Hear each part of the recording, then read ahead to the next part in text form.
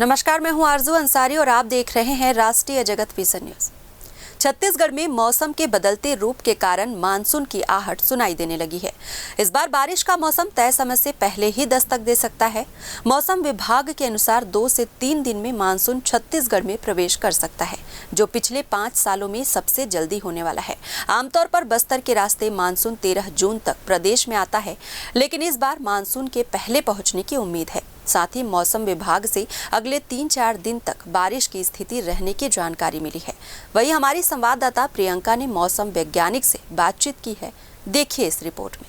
आज हम आए हुए हैं रायपुर के मौसम केंद्र, जहां के मौसम वैज्ञानिक से बातचीत करेंगे और जानेंगे कि मानसून की एंट्री छत्तीसगढ़ में कब होती है और अभी के मौसम का क्या हाल है। जी, मानसून की एंट्री कब तक होगी? मानसून की एंट्री जो अपने छत्तीसगढ़ दिखाई नहीं ना, मानसून की एंट्री जो छत्तीसगढ़ में होती है ये सामान्य दिन 12 जून है, लेकिन अभी इस बार मानसून बहुत अर्ली है। 8 दिन पहले मानसून आ चुका है। अभी जो मानसून है ये उड़ीसा के पास में मानसून है, तो आने वाले आजकल 1-2 दिन में छत्तीसगढ़ में मानसून आने की संभावना है। और अभी की क्या स्थिति है? मानसून आने की लगभग छत्तीसगढ़ के पास में मानसून आ चुका है।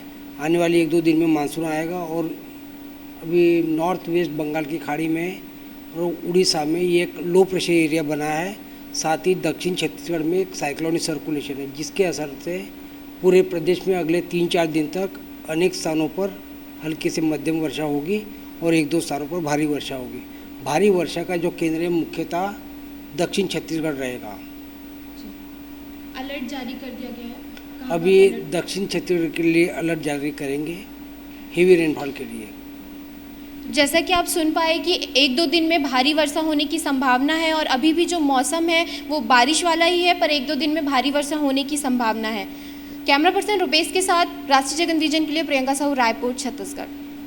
और फिलहाल इस खबर में बस इतना ही। देश प्रदेश की खबरों से अपडेटेड रहने के लिए हमारे चैनल को सब्सक्राइब करें और नए खबरों के नोटिफिकेशन के लिए बेल आइकन को जरूर दबाएं। नमस्कार।